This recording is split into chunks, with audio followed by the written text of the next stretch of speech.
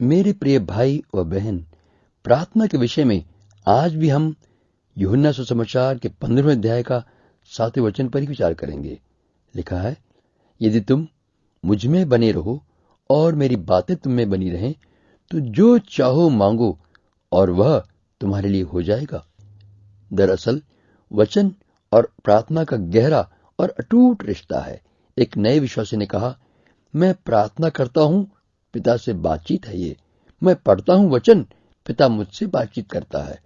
प्रार्थना करने से पहले परमेश्वर का वचन मेरे विश्वास के द्वारा मुझे दृढ़ करता है। प्रार्थना के बाद परमेश्वर का वचन परमेश्वर की इच्छा को मुझे बताता है। वचन द्वारा पवित्र आत्मा मेरी सहायता करता है कि पिता के जवाब को सुन लूं। प्रार्थना एक तरफा बातचीत नहीं बल्कि डायलॉग है। दो जनों की बातचीत है जिसमें कि पिता का जवाब खास महत्व रखता है और पिता की आवाज सुनने से प्रार्थना का सुने जाने की तसल्ली का भेद है। परमेश्वर चाहता है कि हम कान लगाकर सुने और कितना मैं परमेश्वर के वचन को स्वीकार करना चाहता हूं, उसी के अनुसार मेरी प्रार्थना के वचन परमेश्वर की हजूरी में पहुंचेंगे। यानी कि परमेश्वर के वचन मेरे जीवन में जितना महत्व या अधिकार रखते हैं, उतना ही मेरे मन में परमेश्वर के लिए जगह भी होगी। उसी से मालूम होगा कि मैं प्रार्थना में परमेश्वर के सामने सिधाई व खराई से मिलना चाहता हूं। इसीलिए यीशु प्रभु ने तुम मुझ में और मैं तुम में कहने के बजाय कहा, तुम मुझ में और मेरे वचन तुम में, क्योंकि वचन का हमारे जीवन में जो स्थान है वही यीशु का है। इसलिए जो प्रभु के वायदे के वचन स्वीकार करता है वह प्रभु को स्वीकार करता है। प्रभु यीशु वायदे देकर अपने आप को हमारे पास ले आते हैं। अपनी आज्ञा देकर प्रभु यीशु अपनी इच्छा को जाहिर करते हैं। उसी तरह हमारे वचनों द्वारा आत्मा में संगति कर पाते हैं। उदाहरण के लिए, अगर किसी आदमी का वचन सुना जाए और स्वीकार कर ले जाए और उसकी आज्ञा का पालन किया जाए तो वह व्यक्ति कुछ हद तक ही अपने आप को आज्ञा मानने वाले के हाथ में सौंप सकता है। लेकिन परमेश्वर असीमित है। उसमें सामर्थ, जीवन, आत्मा और सच्चाई है। जो परमेश्वर के वचन को स्वीकार कर लेता है तो परमेश्वर अपना प्रेम, जीवन, इच्छा व सामर्थ भी उस व्यक्ति को दे देता है। इसलिए वचन कहता है, जो वचन मैंने कहे हैं वे आत्मा है और वे जीवन है। जब एक व्यक्ति सुनता नहीं तो वह बोल भी नहीं सकता। इसी को हम यूं भी समझ सकते हैं कि जिस तरह हम सुनेंगे वैसे ही उसी सामर्थ के साथ बोलेंगे भी। और परमेश्वर से बातचीत में भी यही बात लागू है। इस तरह से हमारे वचनों द्वारा हमारी आत्मा का पवित्र आत्मा के साथ मिलाप होता है, संगति होती है। यदि एक आदमी के वचन सुने जाएं, स्वीकार किए जाएं व आज्ञा पालन किया जाए तो उसका व्यक्तित्व भी मानने वाले के जीवन में काम करेगा। पर हाँ, इंसान के वचनों का असर तो सीमित होगा, परंतु परमेश्वर असीमित व्यक्ति है जिसके जीवन, सामर्थ व सत्य के वचनों का बड़ा गहरा अर्थ है। इसलिए जब परमेश्वर बातचीत करता है तो वह वास्तव में अपना भाग हमें देता है, अपना प्रेम, अपना जीवन, अपनी इच्छा और सामर्थ भी। उसे मानने वाला ही अपने जीवन में आशीषें पा सकता है। हरेक वायदे में हम उसे ग्रहण करने व उसके सामर्थ पालने का अवसर हमें वो देता है। हरेक आज्ञा में वह अपनी इच्छा, अपनी पवित्रता और अपनी सिद्धता देने का काम करता है। परमेश्वर का वचन हमारे पास परमेश्वर को ही ले आता है। उसका वचन तो अनंत पुत्र प्रभु यीशु है।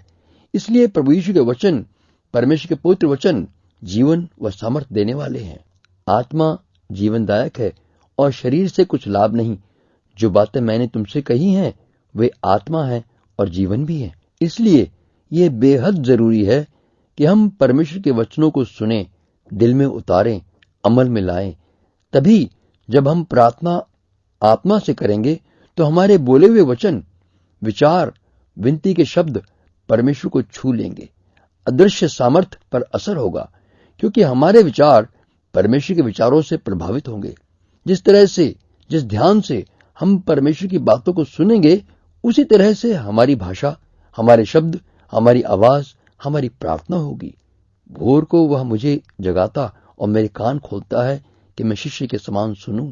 ये सुनना मात्र वचन को ध्यान से पढ़ने से भी बढ़कर है। आप वचन पढ़कर ज्ञान बढ़ा सकते हैं, जबकि वास्तव में आपने थोड़ा भी समय जीवित परमेश्वर की संगति रूप में नहीं पाया। लेकिन यदि आत्मा की अगुवाई से पिता की शरण में बैठकर वचन पढ़ें कि वचन सामर्थ्य के साथ हमें मिले, तो पिता की आवाज वास्तव में हमारे दिल में उतर जाएगी और आशीष, वरदान व सामर्थ्य देगी और हमारा जीवित विश्वास परमेश्वर के दिल को छू लेगा।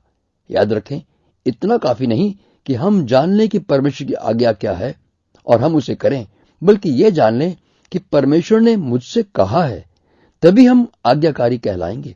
बाइबल का ज्ञान या कामों को जानकर कर लेना आज्ञा मानना नहीं, ये तो सिर्फ जीवित परमेश्वर की संगति से तथा परमेश्वर का हम पर प्रभाव पड़ने से ही हो जाएगा।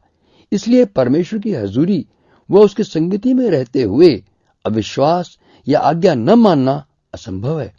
इसलिए परमेश्वर का वचन हमें बना रहे, हमारी इच्छा व जीवन बनकर हमारा स्वभाव व व्यवहार पर असर करे। प्रभु का वचन हमारे जीवन में मसीह को हमें दर्शाता है और तभी हमारा जीवन मसीह को बाहर प्रकट करता है। जिस तरह से प्रभु के वचन हमारे दिलों में प्रवेश करके हमारे जीवन पर प्रभाव डालते हैं, उसी तरह हमारे वचन उनके दिल पर असर करेंगे। यदि मैं परमेश्वर के वचन मानूंगा तो परमेश्वर भी मेरा वचन मान लेगा, मेरी इच्छा पूरी करेगा। पुराने नियम के समय परमेश्वर के लोग इस भेद को समझते थे, इसलिए परमेश्वर की आवाज सुनकर वे प्रार्थना करते, उत्तर पाते थे। वे परमेश्वर पर भरोसा करके कहते थे, जैसा आपने कहा था वैसा पूरा करो, आपके वायदे के मुताबिक, तेरे वचन के अनुसार। इस तरह उनकी प्रार्थना की जड़ें परमेश्वर के कहे वचन में थीं।